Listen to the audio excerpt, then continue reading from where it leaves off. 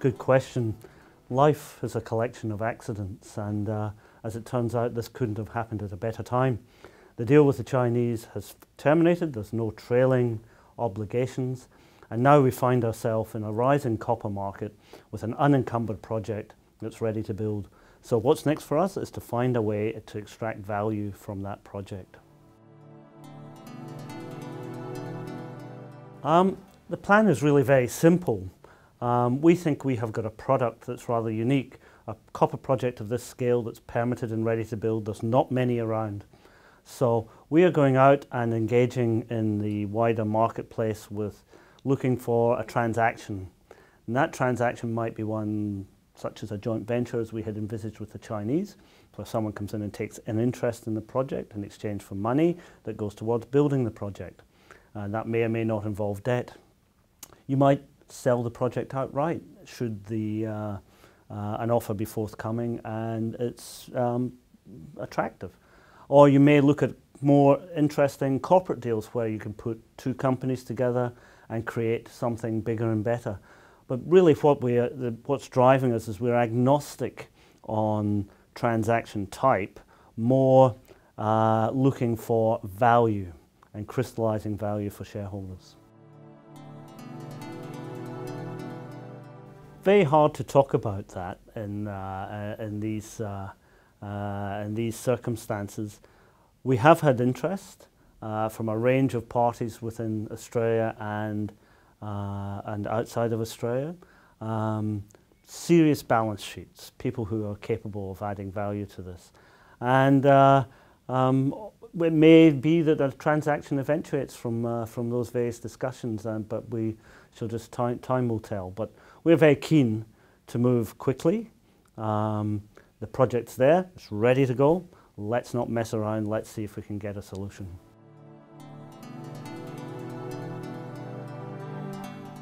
Very simple project. It's a big open pit mine. 7 million tonnes per annum of ore is moved and probably 10 to 20 million tonnes of waste. So it's a big mine by Australian base metal standards. 14-year life and produces a copper gold concentrate for export in Asia. Very clean, desirable product.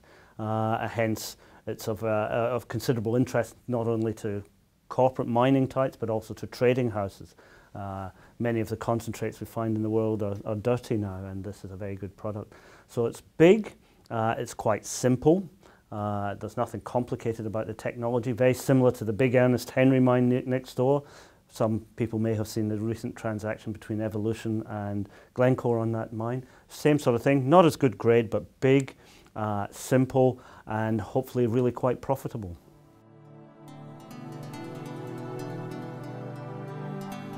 The feasibility study has had a bit of a history. We've had a number over the years, and what the couple of years with the Chinese involvement allowed us to do was essentially to perfect that. We had discovered an ore body underneath the tailings dam site. It became obvious to us that the pits all wanted to be bigger with current mining costs and copper prices. So what we did is we integrated a whole bunch of work, re-permitted the mine such that the tailings dam's now moved, we can mine that ore body, all permitted, all ready to go, and expanded the mine life. But also an important thing that came out of the DFS were the many opportunities to improve the project and potentially increase its life. So it's given us a very clear path, firstly to production, then to optimization of the project, and then potentially to expansion of that project. Well, this project's unique in a way in that there's two types of ore. One is very straightforward, similar to that Ernest Henry mineralization that I talked about. And then there's nearly 840,000 tonne of copper and other resources. These resources are capped with a lower recovery material. And what we've done is we've put those to one side and just simply said later, because of the lower recovery. Once you're in production, capital sunk, infrastructure's in, then you can look at expanding through that, and also through exploration and discovery.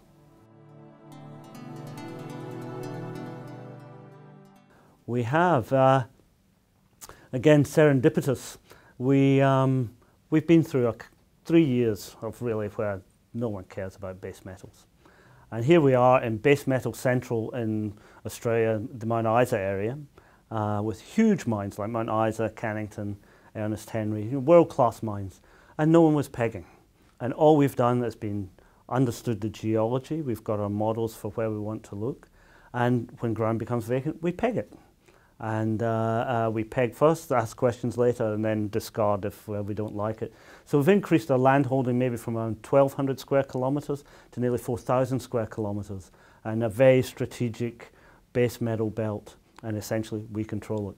So we've just been quietly building away while everyone else has been running away.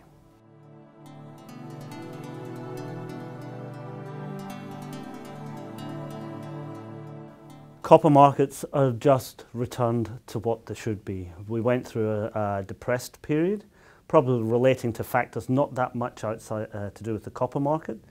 I think, as I've said many times before in these circumstances, copper equals the world economy because it's in everything electrical. The demand is probably going to be enhanced by the new electrification of vehicles, batteries and so forth. All need copper. So copper demand is strong, is growing, and will continue to grow.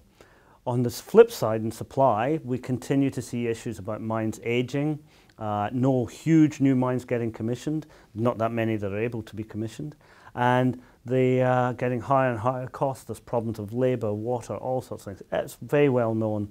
So as we see the last boom in supply fade, during the boom we built a lot of mines, and we probably had a touch oversupply. That's largely gone, but the market's been steadily increasing.